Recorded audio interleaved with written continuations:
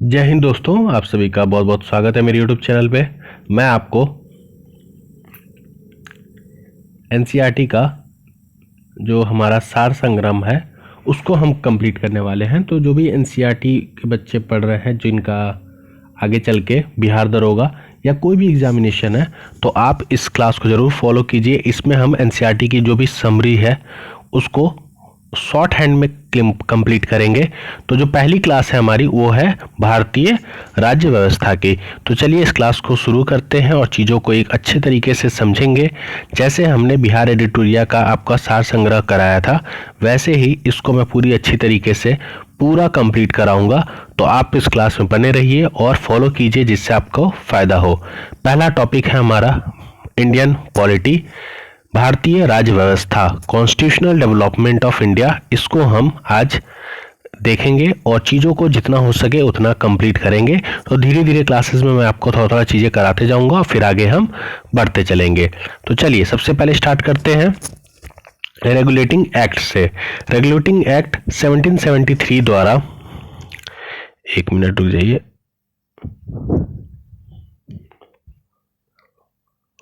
हाँ, regulating act 1773 द्वारा सर्वोच्च न्यायालय की स्थापना कहाँ की गई थी? तो ये आपकी कलकत्ता में की गई थी। तो आपको पता है कि जो सर्वोच्च न्यायालय है उसकी स्थापना कलकत्ता में 1774 ईस्वी में की गई थी। और ये रेगुलेटिंग एक्ट 1773 जब लाया गया था, उसी में इसका प्रस्ताव रखा गया था। भारतीयों को भारत के प्रशासन में भाग लेने का अधिकार किस अधिनियम के द्वारा प्राप्त हुआ? तो भारतीयों को प्रशासन में भाग लेने का जो अधिकार है वो चार्टर एक्ट 1833, चार्टर एक्ट 1833 का जो आपका अधिनियम था उसके द्वारा ही, मतलब उसी के चलते भारत के प्रशासन में भारतीयों को भाग लेने का क्या हुआ? अधिकार प्राप्त हुआ। भारतीय विधान परिषद को बजट पर बहस करने की शक्ति किस अधिनियम के द्वारा प्राप्त हुई? तो भारतीय विधान परिषद को बजट पर बहस करने की जो शक्ति थी वह भारतीय परिषद अधिनियम के 1892 के द्वारा ये प्राप्त हुई थी। तो आपको याद रखना है, भारतीय परिषद अधिनियम 1892। आगे हम बात करते हैं केंद्रीय विधानमंडल सर्वप्रथम किस अधिनियम द्वारा द्विसदनीय बाईकैमरल बनाया गया? तो आपको बताना है कि जो केंद्रीय विधानमंडल है उसे सर्वप्रथम किस अधिनियम के द्वारा बाईकैमरल बनाया गया था? तो 1919 के भारतीय शासन अधिनियम के द्वारा जो केंद्रीय विधानमंडल है उसको पहले बाईकैमरल बनाया गया था। भारत के राष्ट्रपति को ऑर्डिनेंस या अध्यादेश निर्गत करने की शक्ति मूलतः किस अधिनियम से प्रेरित है? तो आपका भारत शासन अधिनियम 1935, जो आपका भारत शासन अधिनियम है 1935, उसके तहत भारत के राष्ट्रपति को ऑर्डिनेंस निर्गत करने की शक्ति मूल आपका प्रेरित है। ठीक है, आगे हम देखते हैं भारत का संवैधानिक विकास। तो ईस्ट इंडिया कंपनी के अंतर्गत और ब्रिटिश क्राउन के अंतर्गत जो होती वो सारी चीज़ों को हम देखते हैं। तो चलिए पहले देखते हैं ईस्ट इंडिया कंपनी के अंतर्गत तो रेगुलेटिंग एक्ट आया था। रेगुलेटिंग एक्ट जो होता था ये हर 10-10 साल पे ये नियम लाते थे कि जो 10 साल इन लोगों ने काम किया है उसकी समीक्षा करेंगे और फिर आगे 10 साल के कामों को वो करेंगे। तो सबसे पहले 1773 में, उसके बाद आया था पिट्स इंडिया एक्ट 1784 में, चार्टर एक्ट 1793 में, चार्टर एक्ट 1813 में, चार्टर एक्ट 1833 और चार्टर एक्ट आपका 1853 में। अगर हम बात करें ब्रिटिश क्राउन के अंतर्गत, तो ब्रिटिश क्राउन के अगर हम अंतर्गत की बात करें तो भारतीय शासन अधिनियम 1858, भारत परिषद अधिनियम 1861, भारत परिषद अधिनियम 1892, फिर 1909, 1919, 1935 और 1947। तो इन सब चीज़ों को अच्छे से हम समझेंगे और आगे पढ़ेंगे। केंद्र में जो आपकी डीआरके सिस्टम है, अधिनियम किस अधिनियम के द्वारा लागू किया गया था? तो जो ये 1935 का भारत शासन अधिनियम था उसी के तहत केंद्र में द्वैध शासनिक व्यवस्था लागू की गई थी आपकी। ब्रिटिश राज के किस अधिनियम से संघीय शासन का प्रावधान था? तो संघीय शासन का प्रावधान आपका भारतीय शासन अधिनियम के तहत था। 1935 याद रखिएगा, 1935 के तहत ही आपका द्वैध शासन व्यवस्था केंद्र में और ब्रिटिश भारत ने संघीय शासन का प्रावधान भी आपका 1935। भारतीय शासन अधिनियम 1919 की समीक्षा करने के लिए वर्ष 1927 में साइमन कमीशन का गठन किया गया था। किसकी समीक्षा करने के लिए? जो भारतीय शासन अधिनियम 1919 थी उसकी समीक्षा करने के लिए 1927 में साइमन कमीशन की आपकी बैठक की गई थी। आगे बात करते हैं अखिल भारतीय संघ। अगर अखिल भारतीय संघ की हम बात करें तो इसको स्थापित करने का प्रावधान किस अधिनियम में किया गया था? तो ये भी आपका 1935 भारतीय शासन अधिनियम। भारत के संविधान में केंद्र और राज्य के मध्य किए गए शक्तियों का विभाजन भारत सरकार अधिनियम 1935 पर आधारित है। एक निर्वाचित संविधान सभा द्वारा भारत के संविधान का निर्माण करने का प्रस्ताव किसके द्वारा किया गया था? तो बताइए, संविधान का निर्माण करने का प्रस्ताव किसके द्वारा किया गया था? तो ये आपका किया गया था क्रिप्स मिशन के द्वारा। ठीक है। भारतीय संविधान सभा का गठन किसके अंतर्गत किया गया था? तो कैबिनेट मिशन 1946 के अंतर्गत ये किया गया था। आगे बढ़ते हैं। कैबिनेट मिशन द्वारा प्रस्तुत योजना के अनुसार संविधान सभा में प्रांतों की प्रतिनिधियों का निर्वाचन किस अनुपात में था? तो 10 लाख की जनसंख्या पर एक सदस्य थे। ठीक है। भारतीय संविधान सभा का निर्माण करने वाली संविधान सभा के सदस्यों का चुनाव किसके द्वारा किया गया था? तो ये आपका विभिन्न प्रांतों के विधान सभाओं के द्वारा किया गया था। जो अंतरिम सरकार थी 1946 की, अगर हम उसके बारे में कुछ बात करें, कौन सा विभाग किसको दिया गया था, तो जवाहरलाल नेहरू जी को राष्ट्रमंडल तथा विदेशी मामले, सरदार वल्लभ भाई पटेल गृह मंत्रालय, सूचना एवं प्रसारण मंत्रालय डॉक्टर राजेंद्र प्रसाद, खाद्य एवं कृषि मंत्रालय जॉन मैथाई, उद्योग और नागरिक आपूर्ति जगजीवन राम को श्रम मंत्रालय, सरदार वल्लभ सिंह को रक्षा, लिकायत अली खान को आपका वित्त, सी राजगोपालाचारी जी को शिक्षा। तो ये थोड़ा याद रखिएगा कि किसको क्या मंत्रालय मिला था आपका जो अंतरिम सरकार बनी थी 1946 में। आगे बात करते हैं भारत की संविधान सभा की पहली बैठक कब हुई थी? तो 9 दिसंबर 1946 को भारत की संविधान सभा की पहली बैठक आपकी हुई थी। भारतीय संविधान का प्रथम जो आपका ड्राफ्ट है इस सर B.N. राव द्वारा तैयार किया गया था। तो किसके द्वारा? Sir B.N. राव के द्वारा पहला भारतीय संविधान का जो ड्राफ्ट है वो तैयार किया गया था। संविधान सभा का अस्थाई परमानेंट चेयरमैन किसे चुना गया था? तो अस्थाई चेयरमैन किसे चुना गया था? डॉक्टर राजेंद्र प्रसाद जी को। ठीक है। संविधान सभा में पंडित नेहरू द्वारा उद्देश्य प्रस्ताव कब प्रस्तुत किए गए थे? तो 13 दिसंबर 1946 को संविधान सभा में पंडित नेहरू द्वारा उद्देश्य प्रस्ताव को प्रस्तुत किया गया था। नेहरू द्वारा प्रस्तुत उद्देश्य प्रस्ताव संविधान सभा में कब स्वीकृत हुए? तो ये 22 जनवरी 1947 को। इन्होंने 13 दिसंबर 1946 को उद्देश्य प्रस्ताव को प्रस्तुत किया था और एक महीने बाद जनवरी में 22 तारीख को इस प्रस्ताव को क्या कर लिया गया? स्वीकृत कर लिया गया। भारतीय संविधान में निर्माण काल में संविधान सभा के कुल कितने अधिवेशन हुए थे? तो 12 अधिवेशन हुए थे आपके। ठीक है। भारतीय संविधान के निर्माण में संविधान सभा को कितना समय लगा?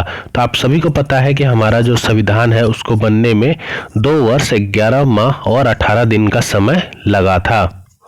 भारतीय संविधान सभा के संवैधानिक सलाहकार कौन थे? तो ये आपके sir B.N. Rao. B.N. Rao आपके संवैधानिक सलाहकार थे भारतीय संविधान सभा के। भारत का संविधान सभा ने वर्तमान रूप में राष्ट्रीय ध्वज को कब अपनाया?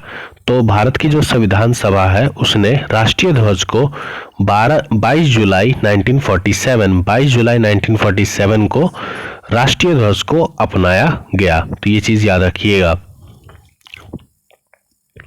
आगे बात करते हैं, संविधान सभा की प्रथम बैठक की अध्यक्षता डॉक्टर सच्चिदानंद सिन्हा जो अस्थायी अध्यक्ष थे उन्होंने की थी। और अभी हमने ऊपर पढ़ा कि अस्थायी अध्यक्ष कौन था, तो ये राजेंद्र प्रसाद जी थे, डॉक्टर राजेंद्र प्रसाद। भारत का संविधान कब स्वीकार किया गया, तो ये 26 नवंबर 1949 को स्वीकार किया गया। और इसे कब लागू किया गया, तो ये 26 जनवरी 1950, याद रखिएगा इस दिन इसको लागू किया गया है। ठीक है, आगे बढ़ते हैं, कॉन्स्टिट्यूएंट असेंबली जिसे हम संविधान सभा कहते हैं। 9 दिसंबर 1946 को संविधान सभा का प्रथम बैठक हुई थी। किस दिन, 9 दिसंबर 1946 को, जिसमें डॉक्टर सच्चिदानंद सिन्हा को अस्थायी अध्यक्ष तथा 11 दिसंबर 1946 को डॉक्टर राजेंद्र प्रसाद को अस्थायी अध्यक्ष चुना गया था। संविधान सभा का प्रारंभ 13 दिसंबर 1946 को पंडित जवाहरलाल नेहरू द्वारा प्रस्तुत जो ऑब्जेक्टिव रेजोल्यूशन है, उद्देश्य प्रस्ताव से हुआ, जिसमें 22 जनवरी 1947 को सर्वसम्मति से स्वीकार कर लिया गया। 26 जनवरी 1949 को भारतीय संविधान को अडॉप्ट किया गया और जबकि 26 जनवरी 1950 को इसके एग्जीक्यूट कर दिया गया। तो क्वेश्चन पूछता है कि भारतीय संविधान अडॉप्ट कब किया गया, तो 26 नवंबर, और एग्जीक्यूट कब किया गया, तो एग्जीक्यूट किया गया है आपका 26 जनवरी 1950। तो याद रखिएगा ये चीज। ठीक है, आगे चलते हैं। हाँ, 26 नवंबर 1949 को भारतीय संविधान किसके द्वारा अधिनियमित किया गया था, तो ये संविधान सभा द्वारा आपका अधिनियमित किया गया था 26 नवंबर 1949 को। ठीक है, जन गण मन को भारत के राष्ट्रगान के रूप में कब अपनाया गया, तो 24 जनवरी 1950। 24 जनवरी 1950 को जन गण मन को भारत के राष्ट्रगान के रूप में अपनाया गया। भारत सरकार द्वारा अशोक स्तंभ को राष्ट्रीय नेशनल एम्बलम के रूप में कब अडॉप्ट किया गया, तो याद रखिएगा ये 26 जनवरी 1950। 26 जनवरी 1950 भारत सरकार द्वारा अशोक स्तंभ को नेशनल एम्बलम के रूप में अडॉप्ट किया गया था। आगे हम बात करें तो जो संविधान सभा की सलाहकार समिति थी, इस एडवाइजरी कमेटी के अध्यक्ष कौन थे, तो सरदार वल्लभ भाई पटेल थे। तो सरदार वल्लभ भाई पटेल संविधान सभा की जो एडवाइजरी कमेटी थी उसके अध्यक्ष थे। अगर हम आगे बात करें तो संविधान सभा की झंडा समिति के अध्यक्ष कौन थे, तो डॉक्टर राजेंद्र प्रसाद। तो डॉक्टर राजेंद्र प्रसाद झंडा समिति के अध्यक्ष थे और सलाहकार एडवाइजरी कमेटी के अध्यक्ष कौन थे, सरदार वल्लभ भाई पटेल। आगे अगर हम कुछ बात करें प्रमुख समितियां और इनके अध्यक्ष, संघ शक्ति समिति के अध्यक्ष कौन थे, पंडित जवाहरलाल नेहरू। संघीय संविधान समिति के अध्यक्ष कौन थे, पंडित जवाहरलाल नेहरू। प्रांतीय, आप याद रखिएगा प्रांतीय, सरदार वल्लभ भाई पटेल जी थे। तो जिन्होंने मतलब हमारे देश को एक करने में, जोड़ने में मदद की, तो वो कौन थे, सरदार वल्लभ भाई पटेल। और प्रारूप समिति की अगर हम बात करें तो डॉक्टर भीमराव अंबेडकर। मौलिक अधिकारों और अल्पसंख्यक संबंध, तो यहाँ पे लोग कंफ्यूज हो जाएगा और यहाँ पे कहेगा अल्पसंख्यक अध्यक्ष है, मौलिक अधिकार है, तो पक्का भीमराव अंबेडकर होंगे। नहीं, आपको याद रखना है कि अल्पसंख्यों संबंधित परामर्श और मौलिक अधिकारों के लिए भी सरदार वल्लभ भाई पटेल जी ने काम किया था। तो कंफ्यूज मत होइएगा।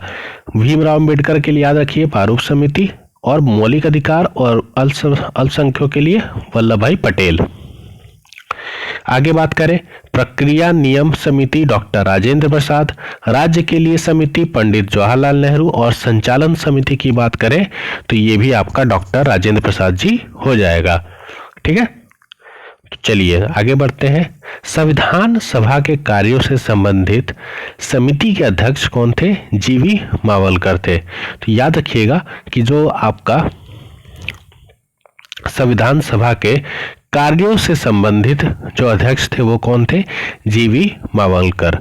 डॉक्टर भीमराव अंबेडकर की अध्यक्षता में संविधान सभा की प्रारूप समिति ने किसके अध्यक्ष थे, प्रारूप समिति के 6 अन्य सदस्य N Gopalaswami, Ayyangar, doctor A.K. मुंशी, B.S. मिश्रा, बाद में इनमें से इन दो स्थानों पर, इनके स्थान पर N. माधवराव और कृष्ण स्वामी अय्यर, सैयद मोहम्मद सादुल्ला तथा D.P. खैतान, बाद में इनके स्थान पर T.T. कृष्णाचार्य आ गए थे। तो ये क्वेश्चन पूछता है कि प्रचार समिति के जो 6 सदस्य थे उनमें से कौन से 2 ऐसे सदस्य थे जिनके जगह पर कोई दूसरे आ गए थे। तो याद रखिएगा, एक थे B.M. मिश्रा, इनके जगह पर माधवराव जी आ गए थे, और दूसरे थे D.P. खैतान, इनके जगह पर कौन आ गए थे, कृष्णाचार्य। ठीक है, तो याद कर लीजिएगा, ये चीज इंपॉर्टेंट है, क्वेश्चन में बहुत बार आता है। संविधान सभा ने डॉक्टर भीमराव अंबेडकर की अध्यक्षता में प्रारूप समिति का गठन कब किया था? तो 29 अगस्त 1947 को ये किया था। और डॉक्टर भीमराव अंबेडकर को संविधान सभा में निर्वाचन किस प्रेसिडेंसी से हुआ था? तो ये आपकी बम्बई प्रेसिडेंसी से किया गया था। तो बम्बई प्रेसिडेंसी से डॉक्टर भीमराव अंबेडकर को संविधान सभा में निर्वाचन किया गया था। ठीक है, आगे यहाँ देखिए इस लाइन में लिखा हुआ है, भारत का संविधान मूलतः 2 भाषाओं में, हिंदी तथा अंग्रेजी में लिखा गया था। ठीक है, और सभी सदस्यों ने इन्हें 2 प्रांतियों में हस्ताक्षर भी किए थे। तो आज के लिए इतना ही रहने देता हूं। अगर आपको क्लास अच्छी लगी हो तो इस चैनल को सब्सक्राइब करें, वीडियो को लाइक एंड शेयर करें, कमेंट कीजिए और बताइए कि आपको क्लासेस अच्छी लग रही हैं कि नहीं। और ये एनसीईआरटी का जो सार संग्रह है, एक टाइप का समराइज वे में सब कुछ है आपका क्लास 6 to 12 का। तो मैंने पॉलिटी से स्टार्ट किया है। अगर आपको क्लासेस अच्छी लगी तो पूरी पॉलिटी मैं कंप्लीट कराऊंगा, उसके बाद सारी चीज़ों को हम एक एक करके कंप्लीट करेंगे। तो वीडियो में बने रहें और लाइक शेयर करते रहें। डेली आपको वीडियो अपलोड होगी और मिलते हैं अपने नए क्लास में। जय हिंद।